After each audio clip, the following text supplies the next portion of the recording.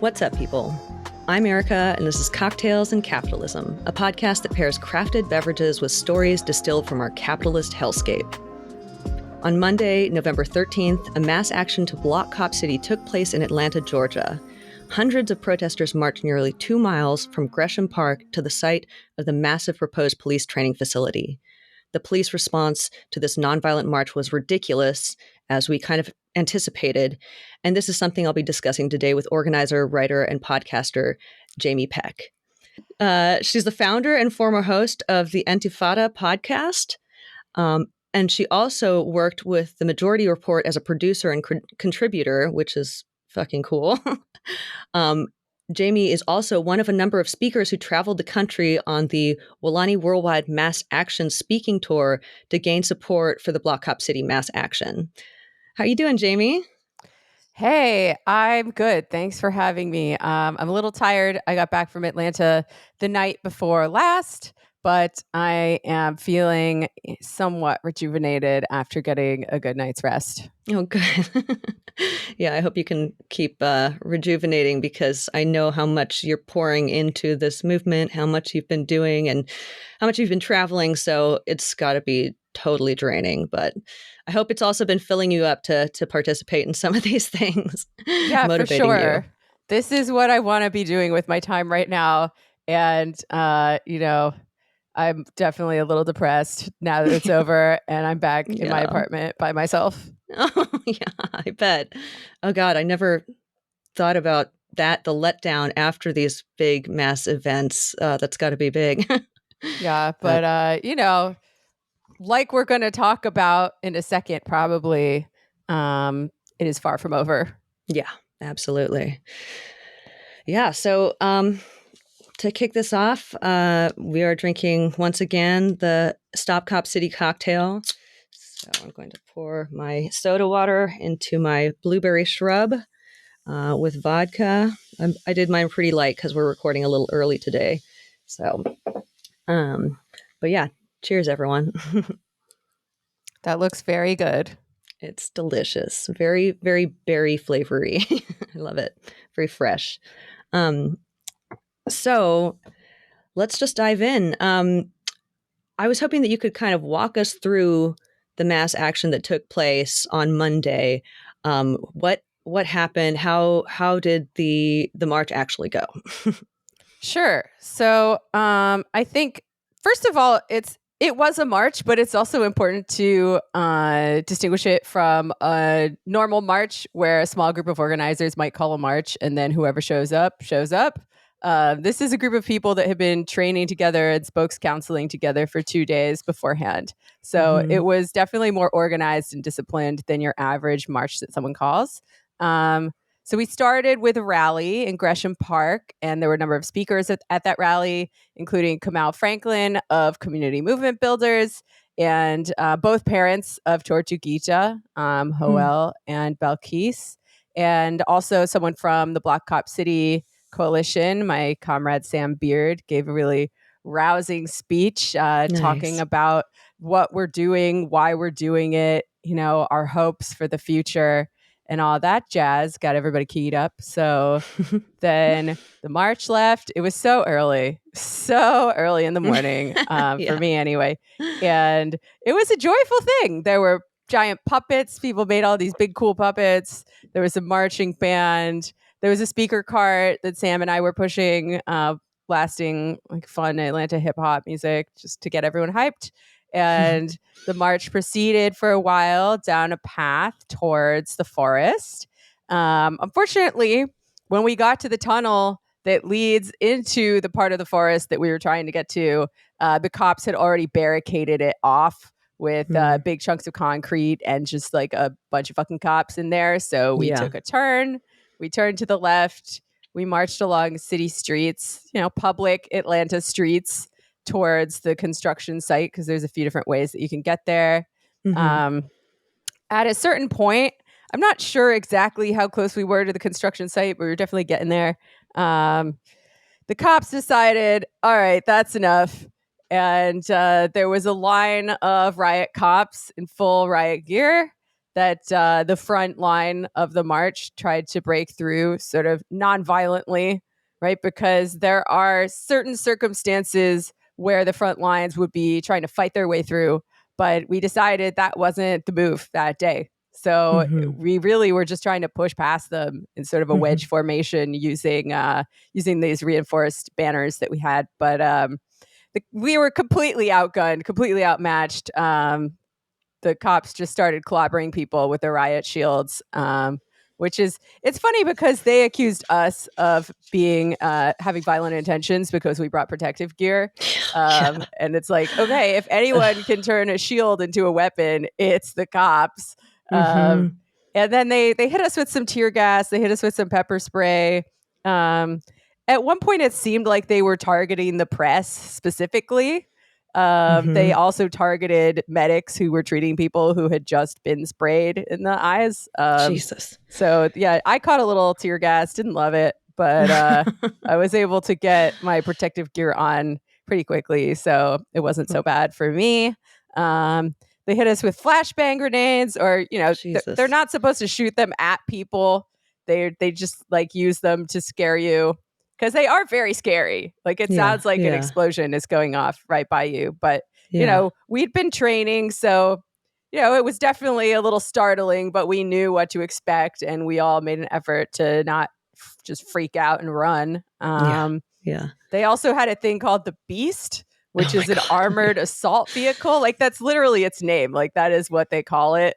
I'm not sure exactly what it does. It just looks like one of those cars that like eats other cars. I don't even know. It's wild. Yeah. And it looks like it's just going to plow over people. Yeah. No, it's terrifying. And they also had some attack dogs ready to go, wearing little goggles. Oh my God. Yeah. Which is a very funny dystopian image. As well as, I don't know if they ever brought it out, but there were reports on the police scanner of a water cannon, which, those last two things taken together, pretty resonant images for anyone with even a passing familiarity with the history of the civil rights movement. But we didn't freak out, even though we were ridiculously outgunned. We kind of sort of broke through the front line of the police, but behind that line was like a million more cop cars if you look at the drone footage. Because at first I was like, oh, we almost did it. We almost had it. And then I looked at the drone footage. I'm like, no, just kidding. There were all the cops in the world were waiting on the other side of that line. Of course. So yeah, that wasn't happening. But some people kind of ran into the forest, and because that felt like the safest place to go at that point, at which point the cops started shooting tear gas canisters into the forest itself, which is a major hazard if you're thinking about fires and whatnot. But I'm really proud of the way the group handled it. We stuck together. We waited for everybody to come back because that was one of our community agreements. We come together, we leave together. And some of the indigenous activists who were there had sort of a little drum circle while that was happening. And I found it pretty calming and centering to awesome. Remember what we were doing and that we were all going to be okay. And then we kind of communicated up and down the march that we weren't going to get any further. And we turned around and we marched back to the park. And it was nice. It was orderly. It was chill. We were still in good spirits. And then, we kind of caught our breath for a little bit and then had some meetings before going our separate ways. So, yeah. Amazing. Do you feel like it was a success? There's a lot of ways that you can measure that, I understand. But yeah, I'm just wondering from your perspective what you think about that.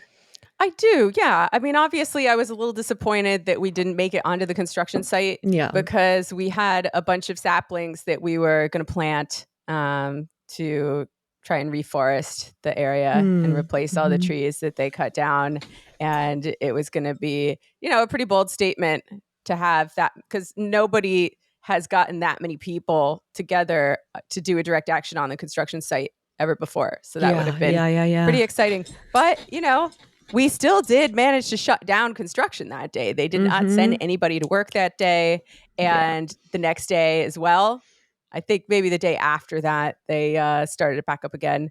But that was important because, the more days that we can delay it, the less likely they will be to be able to just build this thing as fast as they can between now and whenever they allow the referendum to happen.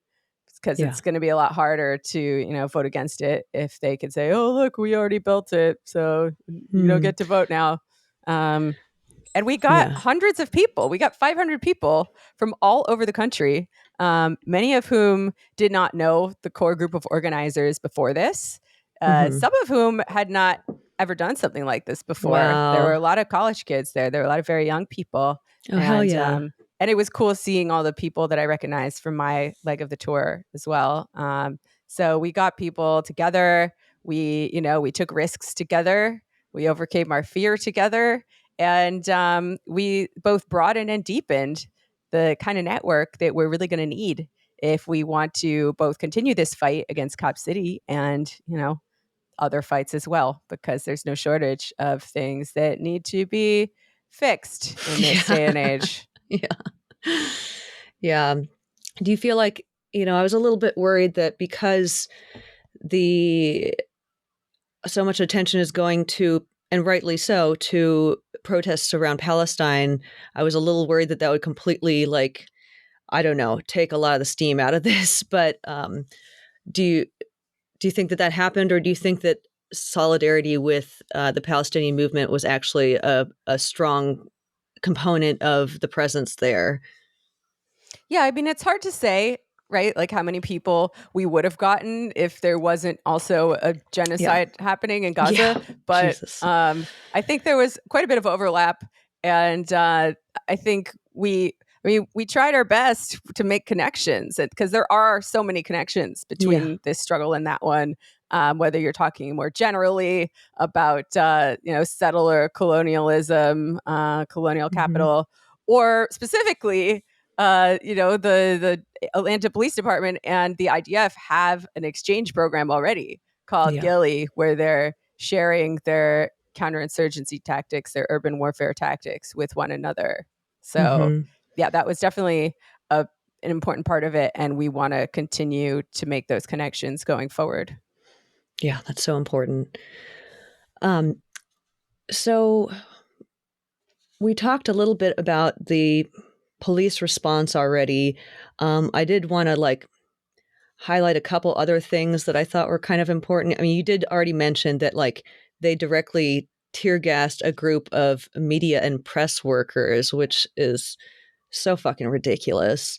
I think on the police scanners, they were talking about how they were freaking out about people digging holes to plant saplings, which is just completely absurd.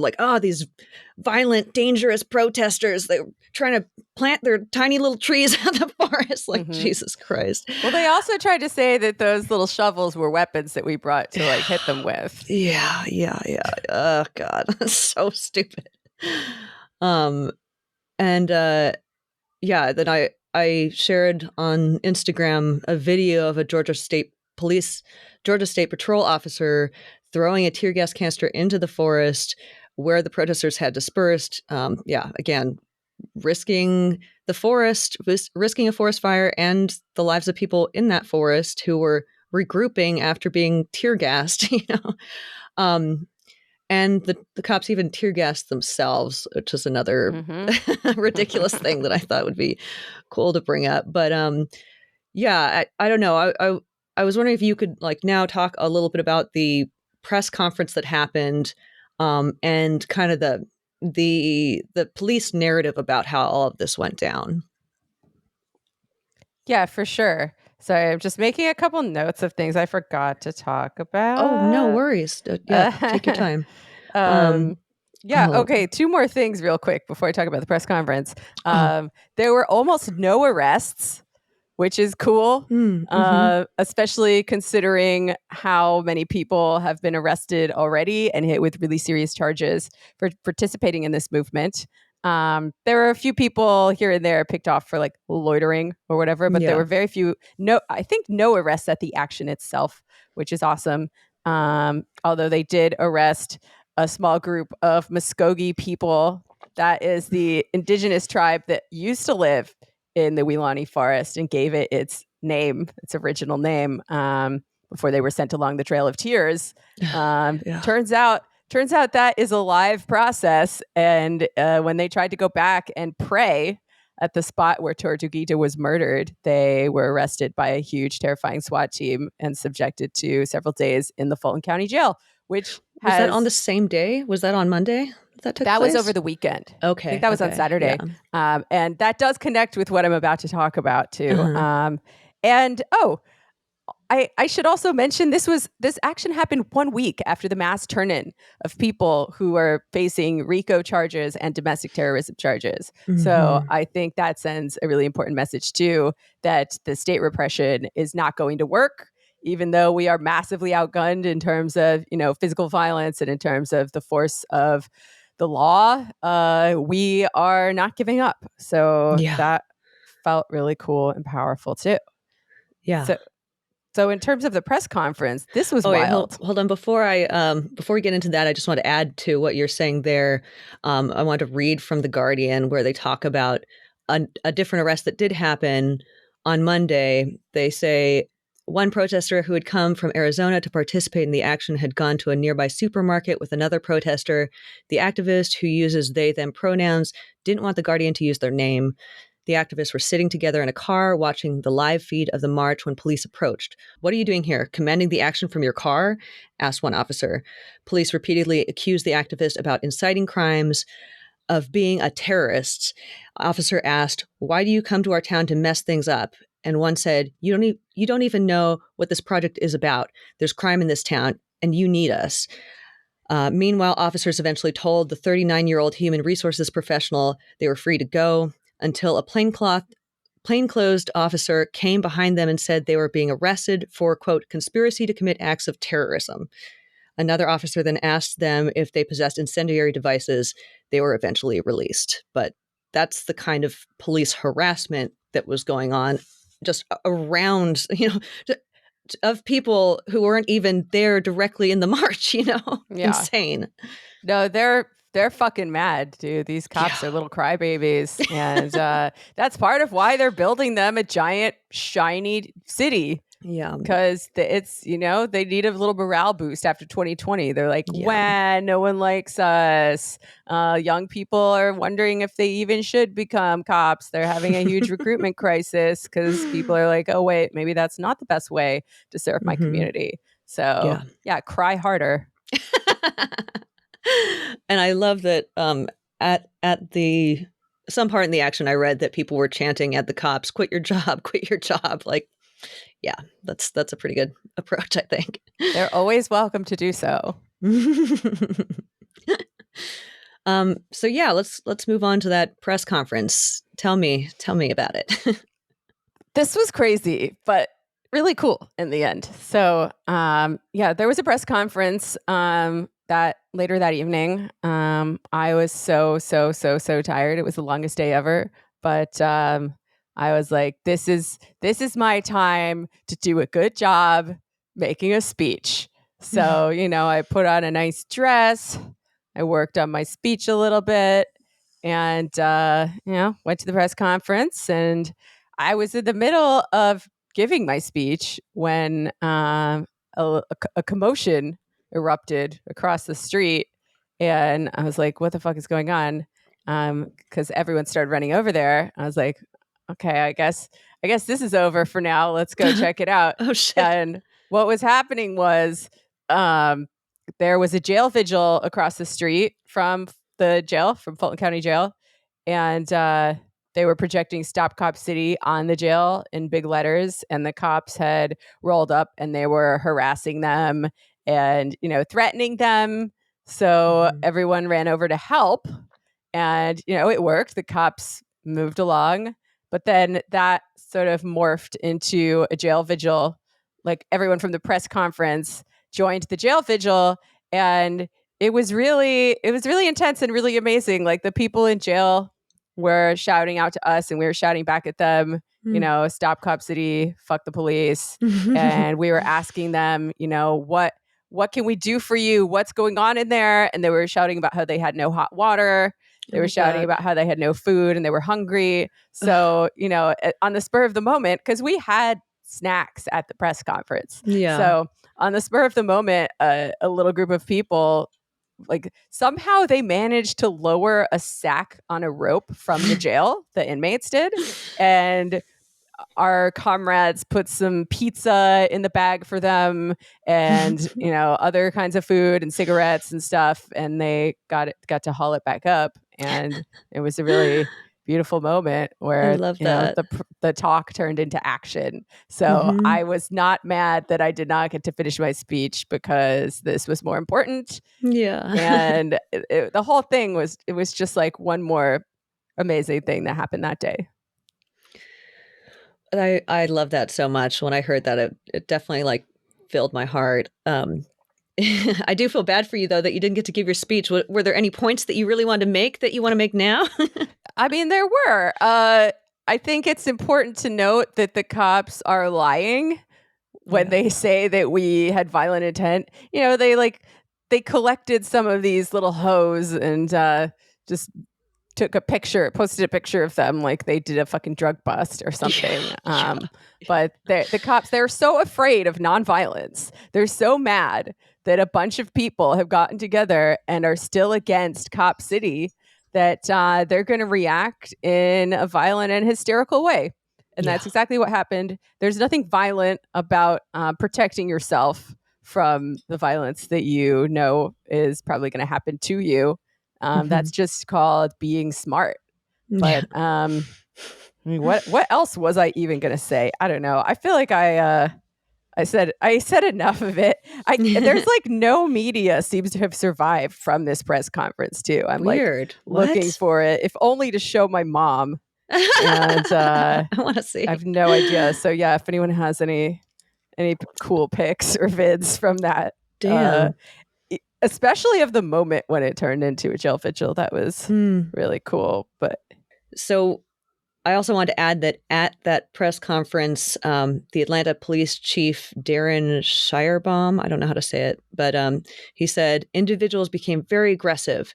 The banners that were being carried to portray a message suddenly were being used against law enforcement that was just there to keep order in the community. So contrast that with a quote from you in The Guardian where you say, it's absurdly hypocritical of the police. They're claiming we were the violent ones when nonviolence was in the DNA of the action from the beginning. Trying to say we're violent when we brought protective gear is sort of Orwellian. And that's a really good point. Like, one of the things that they cited, in addition to these gardening tools that they laid out like a huge drug bust, was a respirator that is specifically brought there to protect protesters from the chemical warfare that the police are going to throw at them. So, but using that as justification for obviously these people came and they had violent intentions is just fucking insane. Yeah. I mean, I think this is sort of a good lesson and a good example of how the state and the police are going to define violence however the fuck they want, and then use that as justification for their own violence, right? Like it's violence to protect yourself against their violence.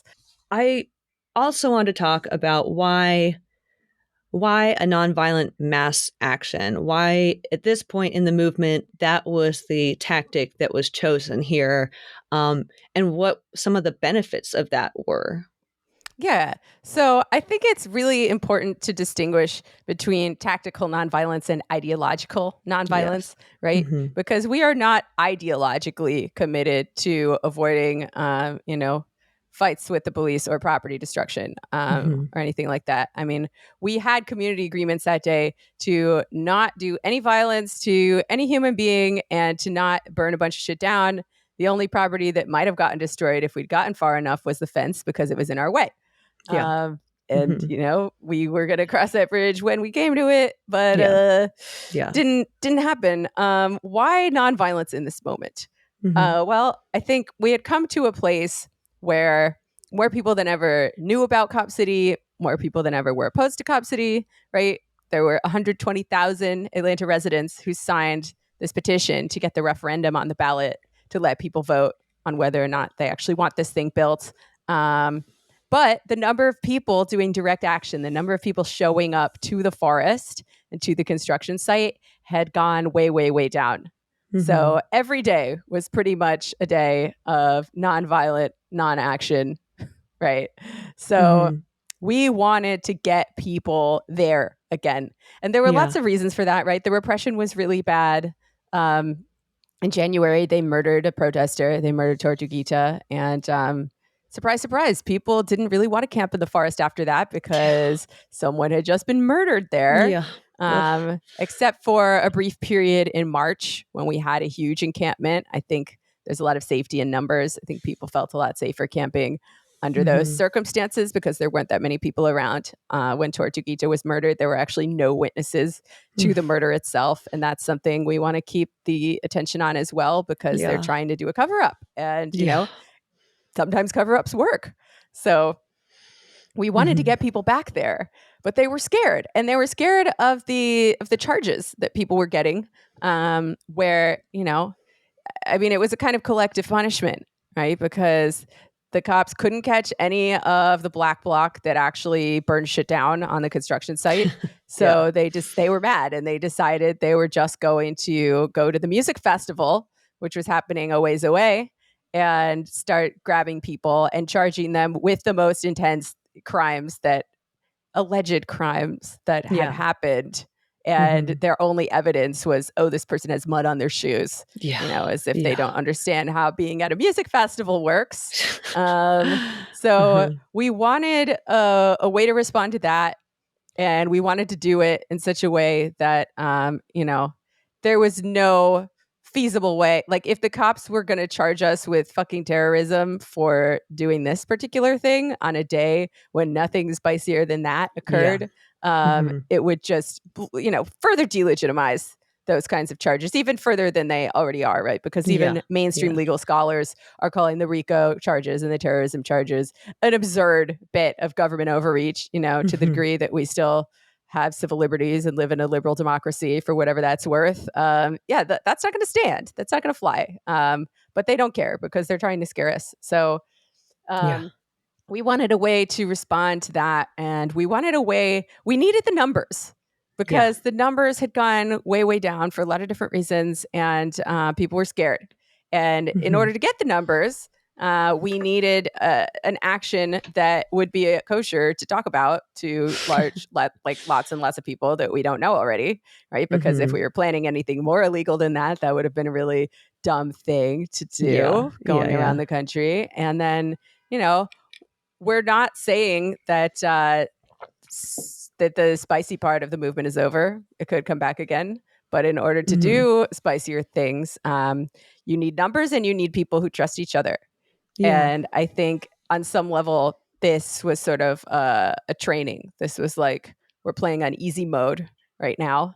And, you know, after that, the networks that we've built hopefully will endure. And we can use these skills to continue this fight in whatever way people see fit, as well as, you know, various fights around the country where most of these people live, although not all of them, right? Because they keep trying to say, oh, this is 100% out of towners. Like, no, there are a number of core organizers of Black Cop City who are born and raised in Atlanta, but it is also not a crime to care about what happens somewhere else in the world besides where you live. You know, I think we should care what happens all over the world. Certainly the US state lines are not something that even should be factored in there. You know, in the words of the great Martin Luther King, injustice anywhere is a threat to justice everywhere. And it's also not just a local issue, right? Because they're going to be training cops from all over the country and even places as far-flung as Israel to put down future uprisings, popular uprisings, and to keep people from getting the world they deserve. Yeah, that's so important to note. Another thing that I wanted to add to what you're saying, and I'm, you know, not telling you anything you don't know here, but yeah, in addition to that, like this being strategic because of safety in numbers and needing to kind of get more people involved again when some of that participation is dwindling. I mean, those are strategic things. The fact that we wanted to be able to talk about it broadly and widely to people, it had to be nonviolent strategically. That makes a lot of sense. But then also, like, just showing up in solidarity with all of the folks who have received these ridiculous charges, RICO charges and domestic terrorism charges, um, to just like shy away from the movement because of that, would be just kind of letting the police win that fight. So to bring a whole bunch of people and show that we aren't going to be deterred by these things, that we're not afraid of these things, and we're going to keep going, I think that, was really important, both to show that solidarity with the folks who have already experienced this, but also to show that no, like, we're not going to bow down to these kinds of repressive tactics and just disappear. Um, and then the fact that it just really, really did a good job of highlighting the absurdity of the state's repressive tactics in relation to this movement. The fucking gardening hose, the, tear gassing their own police officers, the ridiculous arrest that they made and then let the person go. There's so many aspects here. Throwing the tear gas canister into the forest, that when faced with a nonviolent group of people, these things are fucking ridiculous, So it was strategic in that way as well. But yeah, I don't know if you want to add to any of Yeah. that. Yeah, they showed their asses. And that wasn't like the primary goal, but it's fine that they did that, because now we can point at them and show every rational person what's going on with the police. Oh, why are they like this? Oh, why are they so upset? Why are they so threatened by a nonviolent crowd with puppets and, musical instruments and drums and whatnot? Like, Kids and what's going clergy. on? Yeah. Totally. And kind of in the same vein, I wanted to talk about the tactics that were used to ensure safety of the people who showed up and participated in this. Can we talk a little bit about like the clothes and other things that people did specifically to help keep each other safe? Yeah, sure. I think the community agreements, first and foremost, the fact that we all knew what we were getting into. We all had sort of informed consent there, because we never wanted to pretend like it was a 100% risk-free action, right? The cops could hypothetically do anything. They can be a little unpredictable. There was a risk of arrest. There was certainly a risk of violence. And the trainings really hammered that home for people, I think. So there was actually a bit of a drop off from the trainings, from the 2 days of trainings and spokes councils to the march itself. There were about 100 people who decided that they would rather do a support role. And I think, that's fine. I think it shows that we did a good job of going over all of the risks that, that you're risking.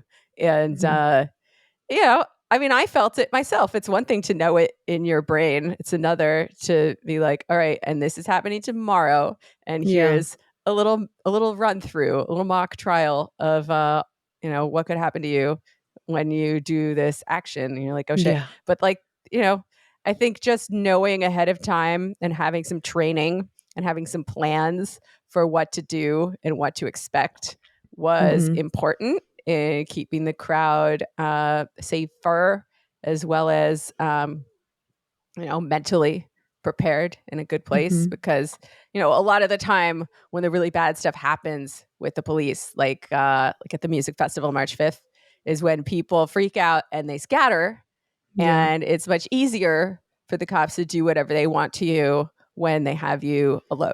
So Isolated, it was really important for everyone to stick together. We came together, we left together. And I think that really helped cut down on the amount of arrests and possibly the violence, right? Because the cops did beat a number of people very badly on March 5th, and there were no serious injuries at this march either. So that felt really good. We brought protective gear. We knew what to expect. We had some goggles, we had some gas masks. I myself didn't get tear gassed too badly, because I had some gear that I was able to put on when that was happening. Wow, nice. And we had some good outfits. They they painted some jumpsuits to sort of echo the environmentalist movement in Europe, I think, right now. And that it's always cool. But I'm not really sure if the outfits kept us safe necessarily, other than to, look cool, stick together, and sort of make these connections internationally. The anonymity there also. I mean, also with the respirators and, goggles, glasses, masks, things like that always helps with that, keeping your identity protected. Yeah, to some degree, although I must emphasize that we explicitly did not do black bloc at this thing. There was really no dress code other than don't wear black bloc, because again, it's black bloc is sort of a double-edged sword, right? Because it does help protect you after the fact if the police are trying to identify you from footage, but it can invite greater violence and negative attention in the moment.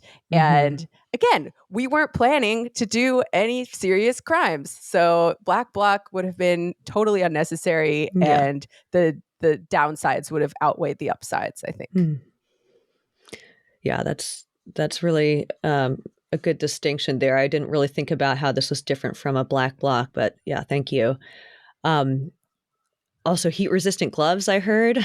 Oh, yeah. Yeah, that's important if they're firing tear gas canisters into the crowd, to be able to pick them up and toss them where they can't hurt you anymore. I love that. And they also double for gardening. Yay! So we didn't get to use them for that, but, God damn it. They have more purpose than one. What about the reinforced banners and umbrellas? Can you talk about those? Yeah, so that was designed as sort of a protective shield, so that when people were walking forward, which was all we were trying to do, is complete this march in that moment, they were going to have a little bit of protection from the things that the cops were, trying to hit them with. I think the reinforced banners could have been reinforced a little better. It was made out of PVC, and maybe it could have been more solid, but you have a trade-off there, because then you have a banner that weighs 100 pounds and takes a bunch of people to carry it. It's a little unwieldy, but the umbrellas are a protest tactic that was sort of popularized by Hong Kong, the movement there. So it's cool to see the way these things spread all over the world, to different people who are fighting the cops for perhaps very different reasons. Yeah, I mean, that's one of the reasons why I want to highlight these tactics, because I want the successful ones to spread to other liberation struggles. Were there any other tactics that you think were really notable? I mean, I noted the V-shaped wedge formation.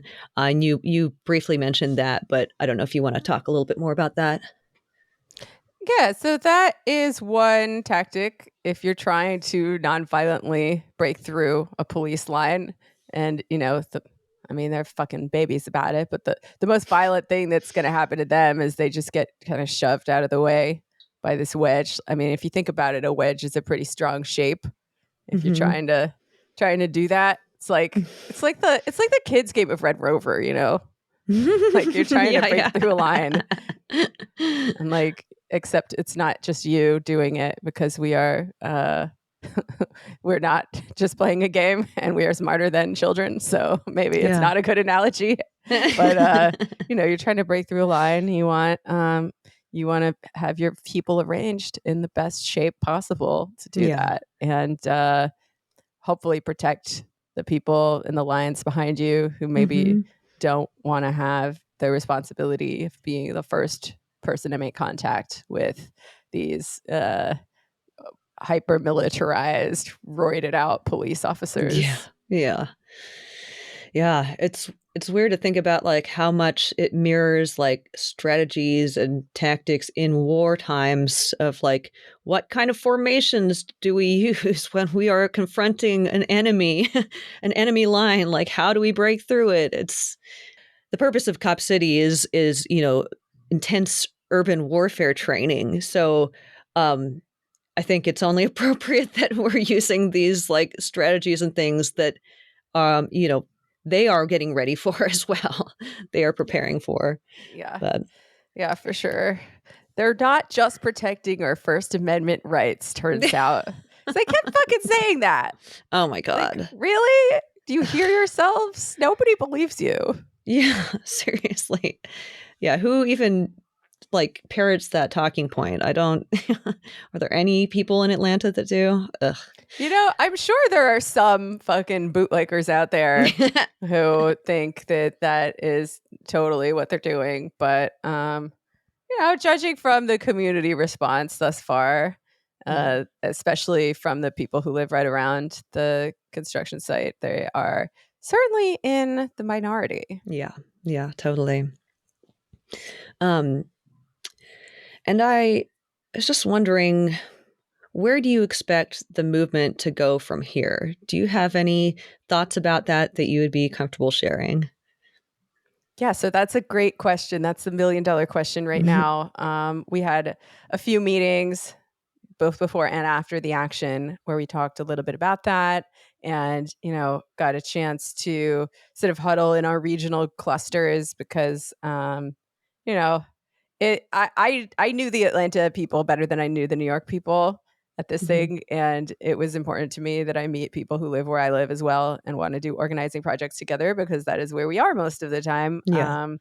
I think there's a number of proposals on the table. Nothing's really been decided yet what we're going to focus on. Certainly, Palestine solidarity is really important for us to keep pushing and pushing the Yeah. connections there. And, the fight to stop Cop City is not over yet.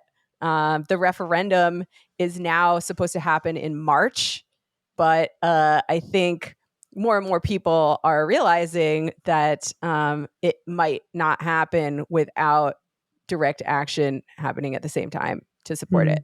Because, the state is doing this bad faith legal runaround. They're going to throw every trick in the book at it. The South River Watershed Alliance has filed a number of lawsuits that the courts are ignoring.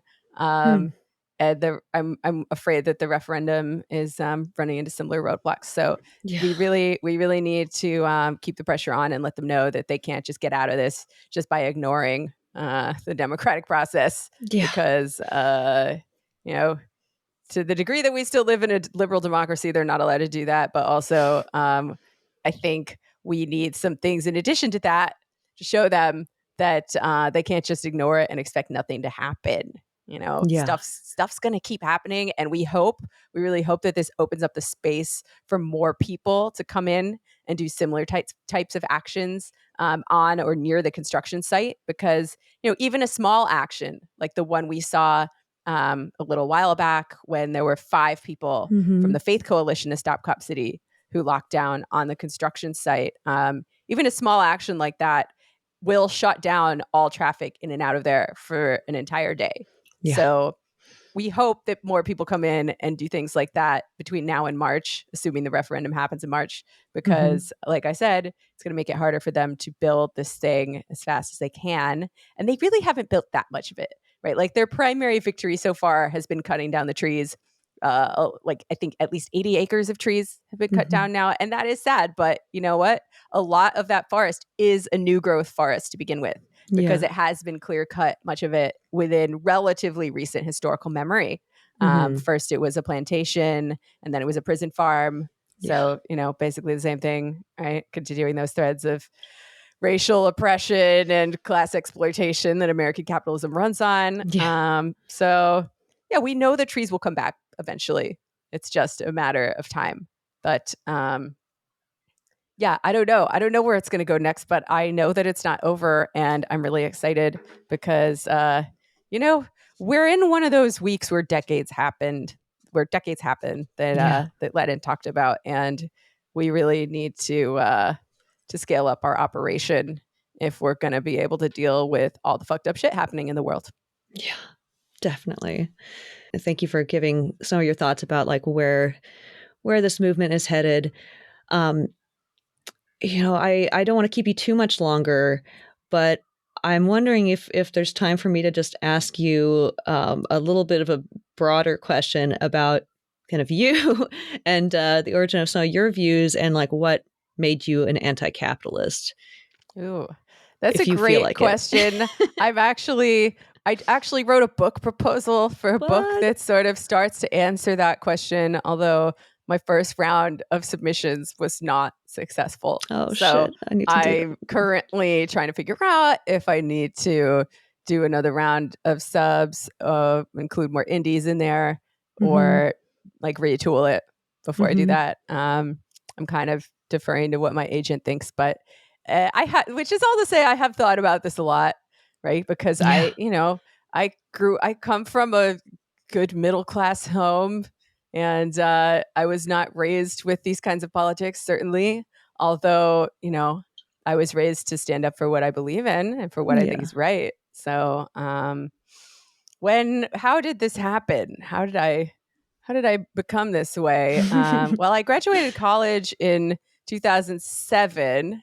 So, not the greatest time for a young liberal arts major Yeah. trying to make her way in the world. I think Mm-hmm. I was definitely a liberal to the point where I, made phone calls for Barack Obama when I Mm-hmm. was in college. He was acting like he might do healthcare. He Yeah. was acting like he might, pass card check and all these things that I thought were important as a progressive. And he was against the Iraq War, which I thought was Yeah. really important. But Mm-hmm. then, I grew pretty disillusioned by the things that happened in the Obama administration as it went on, whether it was bailing out the banks and not the homeowners, or all the drones, all the little wars. And he was like, Yeah. well, these ones are fine though, not that one, but these ones are totally cool. And Mm-hmm. here's why I had no choice. And just so many things, and just experiencing, trying to survive on my own in the world, and how fucking hard that was. And I had it pretty good, and it still was hard. So, Yeah. Yeah. imagine what it is like for most of humanity. Kind of got me thinking. And then Totally. I would say I really radicalized around the time of Occupy Wall Street, Mm. when I jumped in with both feet and got to do some exciting direct actions around that. And Amazing. I kind of entered this milieu. I mean, people only use this word in scare quotes, but it was like a pretty ultra left milieu at the Hmm. time. Through, they fucked with the coming insurrection and whatnot. I entered this through my boyfriend at the time, who is now my ex-husband, and I'll always be thankful that he did that for me. But I Hell was yeah. ready. I was also ready. Like, that's part of why I wanted to date a communist, I think, because I was like, "Ooh, that's cool. Tell me more." Yeah. So, I did that for a while. Then I kind of pieced out because I wanted to do my own thing in DSA. Turns out a lot of these male ultra leftists are not always the most welcoming to a nice young woman who is interested in the things they do. God, it's the bane of my existence, man. I fucking hate Yeah. it. So, So sorry. I pieced out to DSA for a little bit, wanted to do my own thing. Also, like, wanted to see if I could believe in some kind of politics that perhaps posed less of a personal risk to myself if I Hmm. did them, which democratic socialism objectively is. Yeah. And I'm not gonna shit on DSA too hard. I think everything most of the things they do are positive.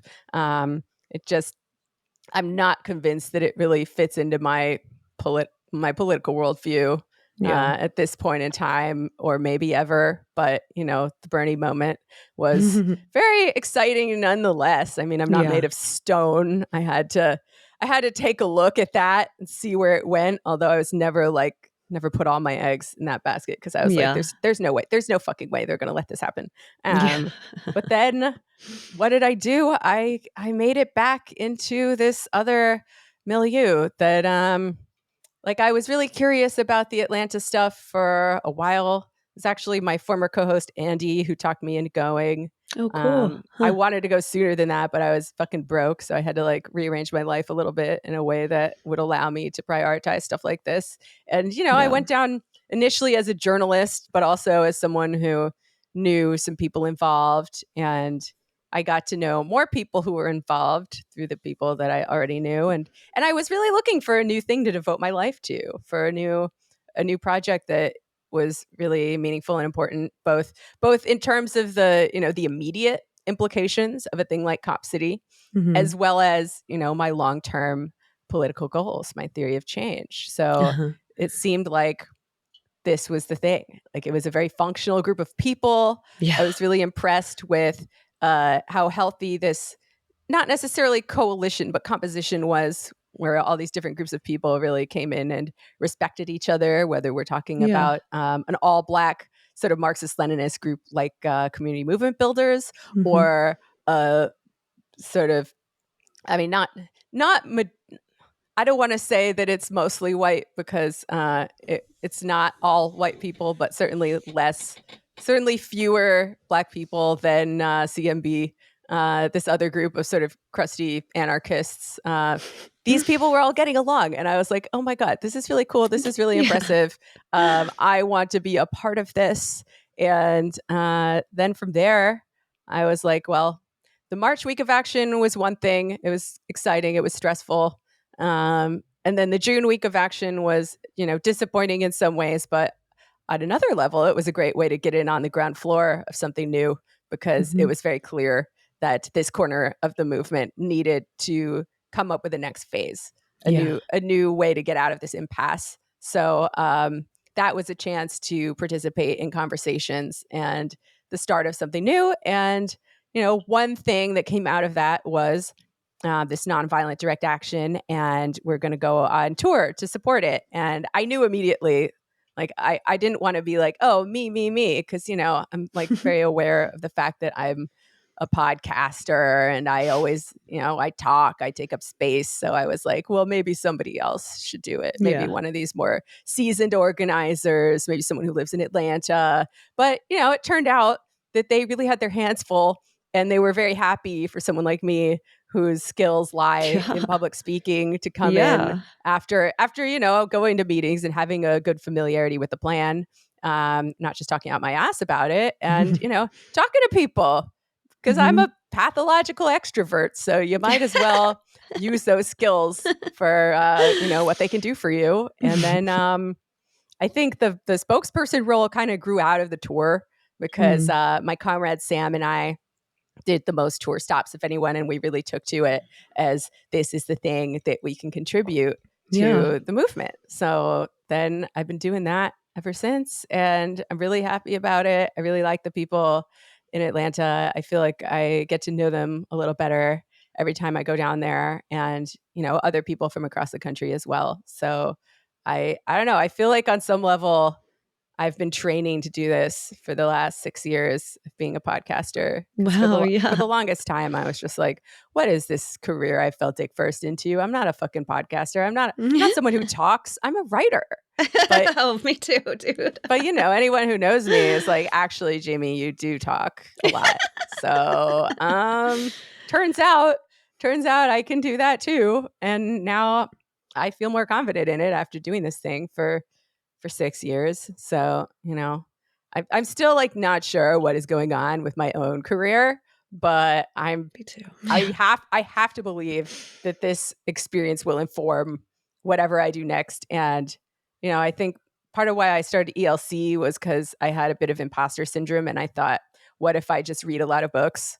That will solve the problem. And, it's good to read books, obviously, but I think more than reading a lot of books, what has given me more confidence these days, and the confidence to speak on these things, and even to start writing about communist politics, because I never did that before, believe it or not, until very recently.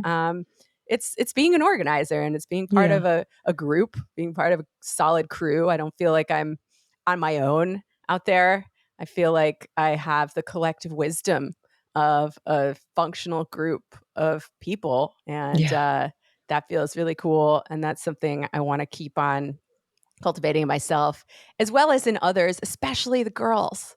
Because I think sometimes, they're a little shy. They're a little shy to step up and be loud and take up space and have opinions and do things. I love that. I'm definitely one of those girls, and I don't know how I got into fucking podcasting, because it's the last thing in the world that I ever thought I would do. I'm so nervous speaking in front of people. Yeah, it just gives me so much anxiety. But seeing you out there giving these talks and doing it with like so much clarity and calmness and just like poise and like in a way that is really really engaging for people. It's not like you're lecturing at people in this dry way, like I immediately seeing one of your talks about the on your speaking tour, I was just like, this woman has such a beautiful way of conveying these things, and getting people excited about what's going on. I think you are the perfect person to be spreading the word about this mass action and, being a spokesperson for this movement.